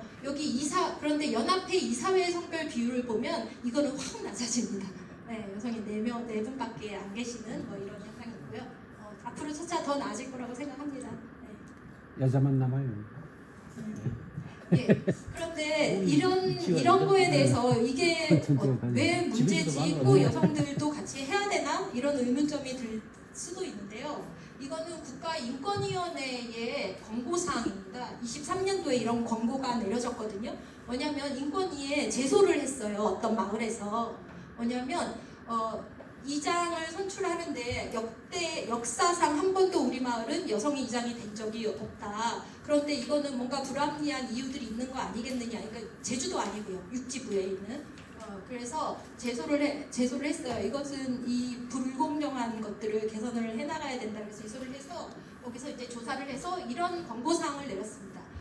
가부장적인 문화가 오랫동안 우리 사회에 사실은 있었잖아요. 유교적인 문화 하에서. 그래서 여성들이 앞에 나서서 뭔가 대표를 맡고 하는 일들은 아주 오랜 세월 동안 그것은 해서는 안 된 일이었던 그것들이 우리한테 여전히 남아있는 거죠. 관습으로.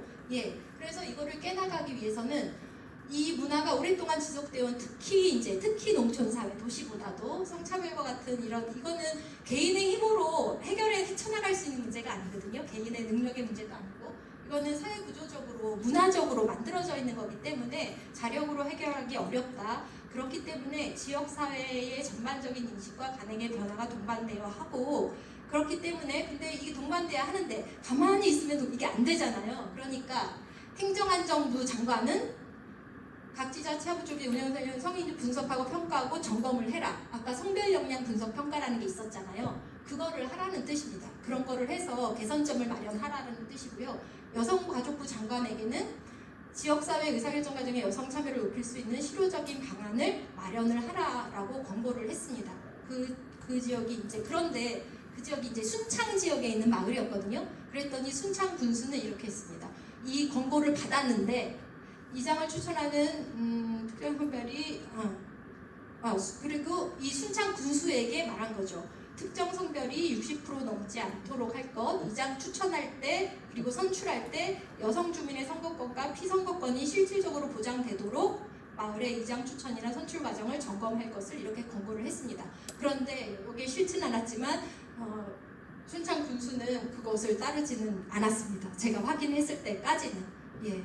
이런 게 이제 개선이 돼야 되는 상황인데요. 제가 그 다음에 또 말씀드리겠지만 성평등 마을 조성 사업이라는 것을 합니다. 뭐냐면 우리 제주 지역의 마을 안에서 이런 좀 더 성평등한 마을 문화를 만들기 위한 사업인데요. 거기에 여성 대표성을 높이기 위한 개발위원회가 있으면 사실 그 개발위원회가 마을에서 가장 중요한 사항들을 의논하고 결정하고 하는 단위이잖아요. 왜냐면 마을회 총회는 1년에 한 번밖에 안 하니까 거기서 그런 것들은 할 수는 없고 개발위원회가 하는데 개발위원회에 여성이 한 분이 있거나 뭐냐면 부녀회장 한 분이 당연직이기 때문에 한 분이 있는 경우가 굉장히 많고요. 아니면 한 20%, 10% 이런 경우들이 대부분입니다. 그래서 여성들이 이제 개발위원회에 좀 더 많이 참여해서 마을 일을 같이 결정할 수 있게 하도록 하는 이런 활동도 하고 있거든요. 예, 그것이 이 성평등 마을 조성을 위한 사업이고요. 마을에서 마을을 운영하는 규정, 법은 마을 향약. 그래서 좀 너무 오래된 얘기인 것 같기는 한데 요즘에는 마을 향약이라고 또 부르고 마을 규약이라고 또 부르고 어저께 만난 마을분은 마을 정관이라고 부른다고 하시더라고요. 그 마을은 거기에 이런 것들이 다 정해져 있습니다. 그 마을을 어떻게 이제 자치를 어떻게 할지, 이장 선거는 어떻게 하고 개발위원은 몇 명이고 개발위원은 구성은 어떻게 하고 이런 것들이 되어 있는데 그 마을 규약을 좀 더 평등하고 민주적으로 바꿔 나가는 이런 활동도 하고 있습니다. 그걸 통해서 어떤 마을, 저희가 이 마을들을 지금 이런 것들을 마을 규약 안에 들어갈 수 있게 같이 의논드리고 하거든요. 이런 내용입니다. 목적 조항에도 남녀노소가 모두가 평등하게 함께 살아갈 수 있다는 조항, 그리고 주민의 의무와 마을에서 인권 문제가 발생할 경우들이 있는데 가정일이라고 보고 서로 이제 그냥 모르는 척 하시기도 하고 이런 일이 있기도 하잖아요. 그래서 그럴 때 누구나 사회적 약자가 이런 것들이 있을 때 누구나 피해 보호 조치를 누구나 해야 된다. 이런 조항이 있는 마을들은 없더라고요. 그래서 이런 것들을 넣고요. 그리고 의결권도 이제 1가구 1표인 경우도 있고 1인 1표인 경우도 제주도는 1가구 1표가 굉장히 많이 있습니다. 그랬을 때 1가구 1표일 때 이제 대부분은 이제 남성 아버님 중심으로 투표가 이루어져서 이것도 이제 연령이나 성별에 이렇게 구애받지 않게 1인 1표로 개선하면 좋겠다라는 내용이 있고요. 그리고 마을 임원 조직, 그러니까 개발위원회나 아니면 요즘에는 마을 사업이나 이런 게 많으니까 그런 사업들을 하실 때 협의체, 위원회, 운영위원회 이런 거 구성하시잖아요. 그럴 때 이제 여성들도 함께 참여할 수 있도록 하는 이런 것들이 마을 규약 안에 들어갈 수 있도록 같이 논의하고 바꿔나가고 그래서 개정한 마을들이 꽤 있습니다. 제주 중에 지금 한 6개 마을은 이렇게 개정을 해냈고요. 그래서 어떤 마을은 남성과 여성이 50대 50 개발위원회에 들어가는 마을도 있고 아니면 마을 사정에 따라 다 다릅니다. 그래서 어떤 마을은 우리는 여성은 한 30%만 들어가게 개정한 데도 있고 또 어떤 곳은 여성이 그냥 숫자로 부녀회장, 직전 부녀회장, 이후에 부녀회, 차기 부녀회장 할 뿐 이분들이 들어가겠다고 이렇게 어쨌든 그 참여도를 조금씩 높일 수 있는 방안으로 이렇게 마을 규약도 바꿔나가고 있습니다. 이게 바꿔온 내용인데요. 이거는 자료에 있으니까 보시도록 하고요. 그리고 그 이제 뭐 마을 규약뿐만 아니라 그 마을 안에서 마을 문화 자체를 평등하게 만드는 것 이런 것들도 여러 가지를 하고 있습니다. 그런데 이런 과정들을 거치면서 그런데 이 부분이 저희가 19년부터 이것을 시작을 했거든요. 19년부터 시작을 했더니 이게 전국적으로 많이 확산이 돼서 지금 전국적으로 이것을 하고 있는 이제 저희가 제일 먼저 했고요. 전국적으로 하고 있는 데들이 꽤 많이 늘었습니다. 그래서 전국적으로 확산도 되었고 연구기관에서 이것을 연구해서 더 발전하는 발전 방안을 만들어내기도 했고요. 또 이런 것들이 21년에 만들어졌거든요. 제주도에 있는 이제 마을 규약들이 많이 있는데 마을 규약이 과거 이제 막 새마을 시대, 새마을 운동 시대 이럴 때 만들어진 마을 규약이 많아가지고 지금 시대에 안 맞는 구점들이 많이 있고 또 요즘에는 마을마다 이제 뭐 이장 선출과 관련해가지고 잡음이 있고 갈등이 있는 마을들도 있고 해서 그런 것들을 이제 점점 이제 해결해 나가야 되기 때문에 마을 규약 매뉴얼이라는 거를 제주도에서 만들었거든요. 그리고 이 마을 규약 매뉴얼 안에는 성평등 부분을 고려해서 그러니까 저희가 했던 그런 성평등 부분 있잖아요. 그런 부분들을 고려해서 마을 규약을 개정하도록 이렇게 권고를 하고 있습니다. 네, 그리고 제주도 마을 규약을 개정을 하려고 하면 이 도의 자치행정국 안에 컨설턴트들이 배치돼 있습니다.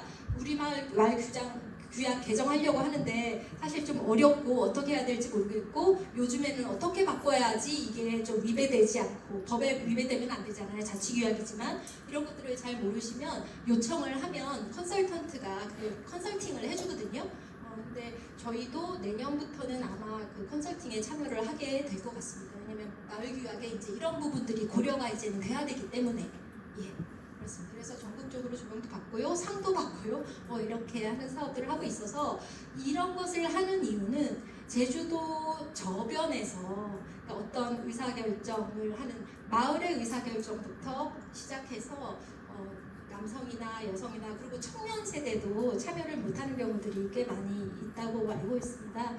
그래서 이렇게 연령에 또 구애받지 않고 이렇게 마을에 의사결정을 하는데 동등하게 좀 참여할 권리들을 확보하는 차원으로 이렇게 계속 하는 겁니다. 그것이 제주 지역 사회 안에서 전반적으로 여성 대표성들이 높일 수 있는 가장 기본이라고 생각을 해서 이런 것들을 하고 있는 거고요.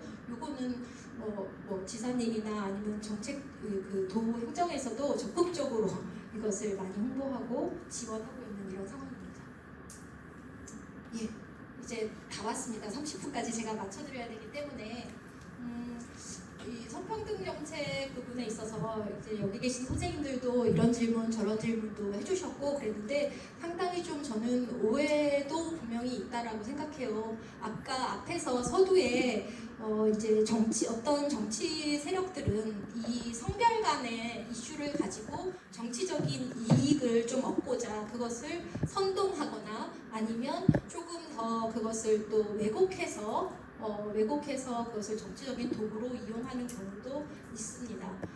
근데 그거는 성평등 정책만 그런 거는 아니고 다른 분야의 정책들도 많이 그렇다고 생각을 하는데 최근 몇 년 동안은 이 성평등 정책이 그런 흐름에 그 타겟이 많이 되었다고 생각을 하고요. 그래서 그것도 많습니다. 좀 오해와 질곡 이런 것도 지금 많은 상황이라고 저는 생각을 하고 있고요. 그런데 사실상 이 성평등 정책이라고 하는 것은 저는 이 일을 위해서 오랫동안 이렇게 하고 있는데 이것은 뭐 여성에게만, 남성에게만, 누구에게만이 아니라 다 같이 잘 살고자 하는 모습이거든요. 그리고 그렇게 됐을 때 우리 사회에서 이 갈등적인 요소 때문에 우리가 지불해야 되는 비용이 얼마나 많은지 몰라요. 근데 이 성평등 부분도 그렇다고 생각을 합니다.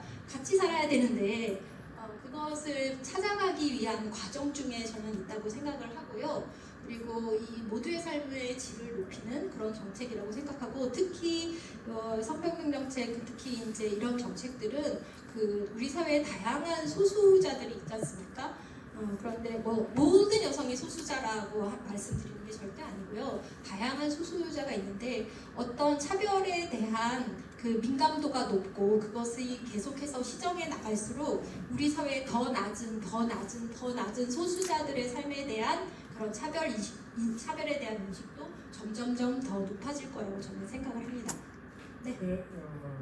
이번에 조국당의 보좌관들이 성희롱으로 인해 가지고 TV 기자회견을 했잖아요. 국회에서. 그런데 여성가족부나 제주 여민회에서 거기에 대한 어떤 비판이라든가 집회 같은 게 한 번도 들어보지 못했어요. 근데 그전에는 그런 거가 있으면 막 그런 여성가족부에서 나와서 난리였었거든요. 그러니까 그런 피해자를 보호하기 위해서 그런 거를 적극적으로 해줘야 될 것이 여성이 피해를 받으니까 여성가족부나 여민회라고 저는 맞아요. 그런데 어떻게 보면 정치적으로 밀려있는 거, 정치권의 눈치를 보고 있는 그런 거 아닌가라는 생각이 들거든요. 그거에 대해서 어떻게 생각하세요? 타당한 말씀이시고요. 그래서 이제 선생님께서는 그걸 못 봐, 이게 어떤 발언이나 뭐 성명서도 못 봤다고 하셨는데 성명서를 냈습니다. 물론 이제 저희 제주 지역이 아니라 이제 중앙 사안이기도 하고요. 그래서 한국 여성단체 연합이라는 곳이 있고요. 저희도 거기 소속 단체이고요. 그러면 저희도 그 밑에 다 이렇게 연명을 하는 형식이거든요. 그래서 그 사태에 대한 저기서 잘못했군요. 언론에서.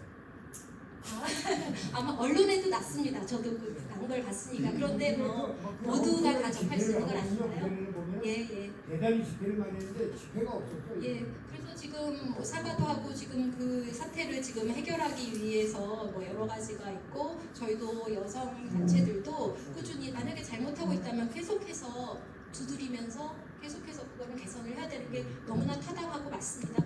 예. 그리고 바로 며칠 전에는 이것도 굉장히 정치적인 사안이라서 제가 말씀을 안 드리려고 했는데 저는 정치적인 사안이라고 보지 않고 제주도 도의회에서도 이제 되게 성희롱 발언이 나왔었습니다. 도의원에 의해서. 네. 성평등 여성 정책관이 도정 질의를 받는 시간에 의회에서 한 도의원이 그렇게 여성으로서 그렇게 가녀린 몸으로 애쓰시네요 등등 외모를 품평하고 그리고 그것은 보고를 하는 굉장히 공식적인 자리였고 성평등을 추진하는 수장인 정책관이 하고 있는데도 그렇게 해서 그 자리에서 물론 정책관이 성평등 여성 정책관이 거기에 대한 문제 제기도 했고요. 그리고 또 그게 보건복지위원회에서 있었던 일이기 때문에 보건복지위원장께서 그거에 대해서 또 다시 이제 시정할 것을 말씀하기도 해서 그 자리에서 일단 사과는 이루어졌습니다. 그런데 이제 그런 인식 자체가 굉장히 문제있고 이거에 대한 문제 제기를 많은 언론에서도 했고 서울에 있는 중앙지에도 대서특필이 다 됐습니다. 그리고 저희 단체 같은 그런데 이제 그게 이제 정치적으로 어떤 정당의 의원이기 때문에 그 정당에 대한 이제 비판도 많고 하는데 제가 가진 관점은 저희 제주여민에서도 어저께 성명서를 냈습니다. 그 성명의 내용은 이것은 이제 물론 뭐 정당의 문제 이런 것도 있습니다만 그것은 많은 곳에서 지적을 했고요. 저희는 도의회에 우리 제주도 도의회에는 도의회가 성평등을 위해 노력해야 된다는 관련한 조례가 제정이 되어 있습니다. 이 도의회 정확한 제가 그 명칭을 모르겠는데요. 고명희 선생님 혹시 도의회 제주도의회 성평등 기본조례 그런 조례가 만들어져 있습니다. 거기에 따르면 성평등을 위해서 도의회가 노력해야 되고 도민들 그리고 교육도 받아야 되고 다양한 도의회가 성평등에 앞장서서 해야 되는 사항들이 많이 있습니다. 그런데 지금 도의회에서 이번 한 번뿐만이 아니라 그 전에 2023년에도 성범죄 건으로 제명이 된 도의원도 있었고요. 그리고 또 그 전에는 또 뭐 여러 가지 이런 그 성희롱 발언 혹은 성폭력에 가까운 발언들이 계속해서 도의회에서 주기적으로 나타나고 있습니다. 그래서 그거에 대해서는 위해서는 그런 말을 한 사람이나 그런 자에 대한 어떤 형사법이라든가 민사법을 여성가족부나 이런 데에서 넣어줘야 되잖아요. 그 알아서 맞습니다. 변호사까지 투입시켜서 맞습니다. 이렇게 해야 되는 거 아닌가라는 생각들이 들었어요. 네, 맞습니다. 예. 그리고 선생님이 아까 질문 주신 거에는 그대로 공감합니다. 예, 이렇게 해서 여기 지금 시간이 지나고 있기 때문에 마지막 슬라이드 하나만 보여드리겠습니다.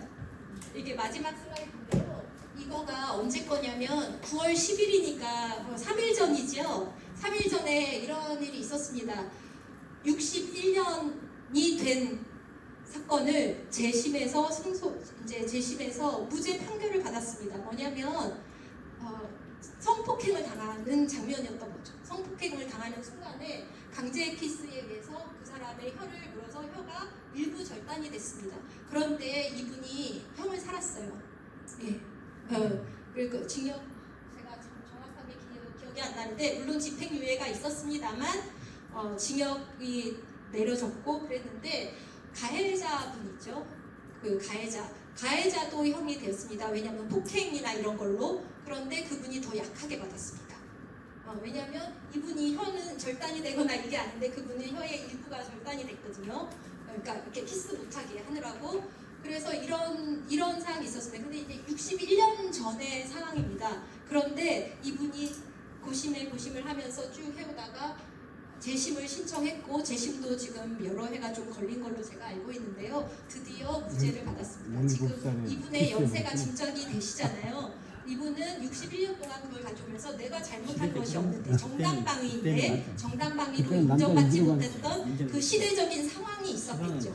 예, 이렇지 않고 지금의 시대가 이런 것들은 이제 정당방위로서 충분히 인정할 수 있는 이 시대적인 환경이 된 것, 이것들이 아마 여기 계신 선생님들이 전부 다 이렇게 노력해서 이런 결과들을 만드는 현재의 사회로까지는 왔다고 생각을 합니다. 예, 이런 거에 힘 받아서 또 개선해야 나가야 될 것들은 앞으로도 이제 이렇게 같이 개선을 해 나가야 된다고 생각합니다. 이렇게 들어주셔서 감사드리고요. 혹시 질문 또 중간중간에 이제 질문을 많이 해주셨기 때문에 저도 좋은 시간이었는데요. 예.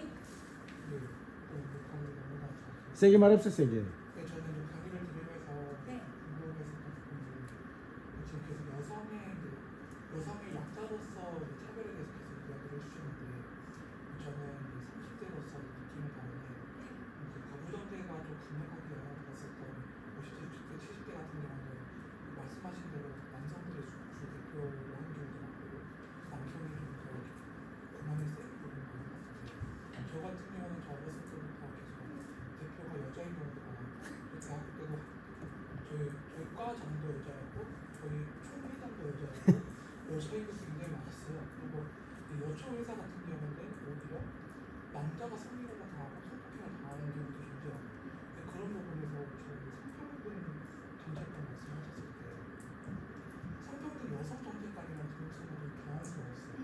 그러니까 성평등이라는 것이 여자가 주로 여태까지 차별을 당했지 제2급 환경의 입장에서는 남성이 차별을 많이 받는다고 느끼는 것이 좀 존재하기 때문에 그래서 이게 남성에 대한 좀 장려하는 고용의 형태에 있어서도 여력에 따라서 50대, 60대는 말씀하신 게 이해가 가는데 저희 연령대에서는 여성과 남성의 고용에 대해서는 격차가 일어나지 않고요. 오히려 여성이 더 높은 경우도 있고 저희가 군대에 가는 동안에 저희는 공부를 못하는 동안에 여성을 그 상황에서 다 취업을 하세요. 그러니까 그런 부분에서 어떻게 보면 남성의 입장에서는 저희 특히 연령의 입장에서는 이공산부 남자 입장에서는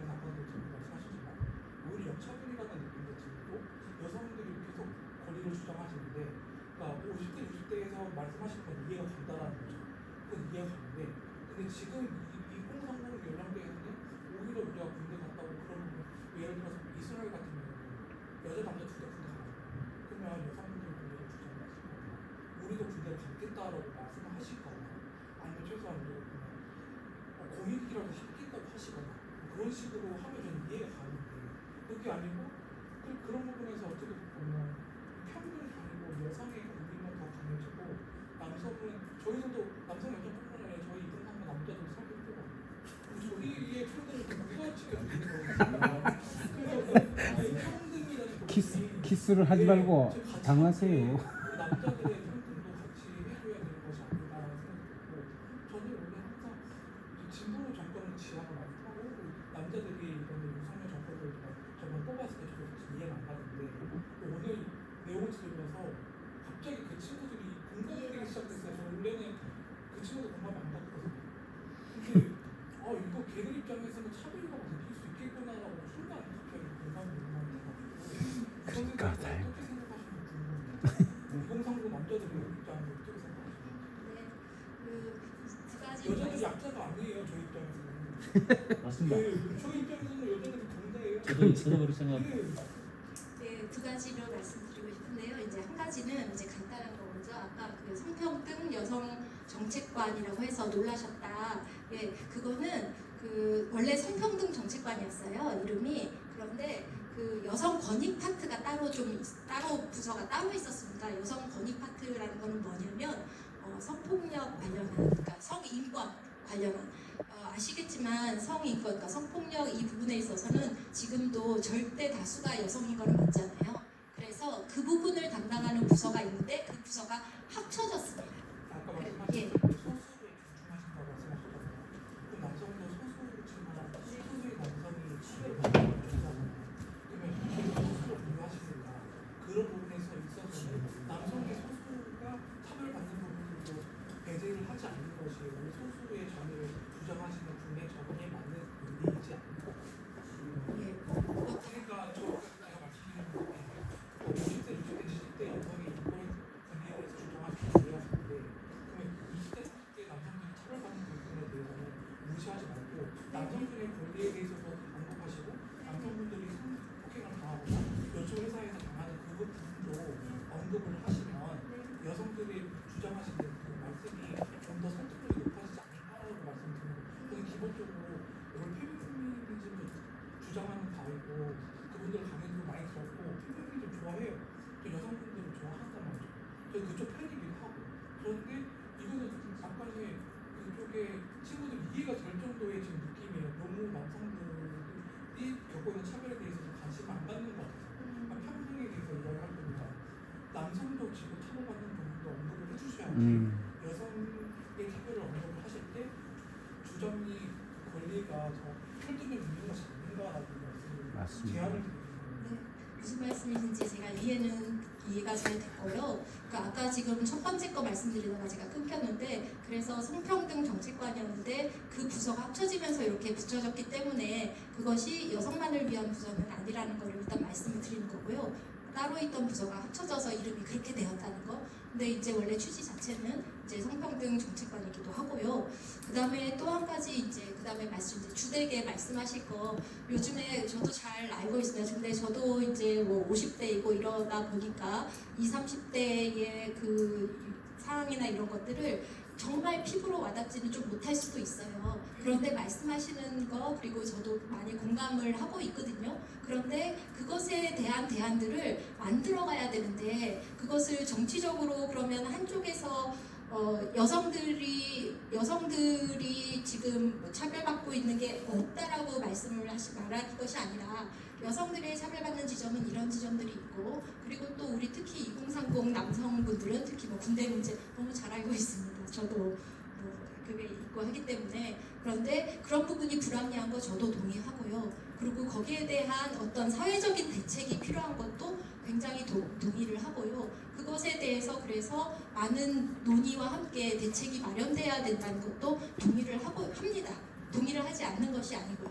그리고 직장 내에서도 요즘에는 공공기관이나 공무원 쪽에서 여자가 더 많이 있어요. 네. 그 부분에서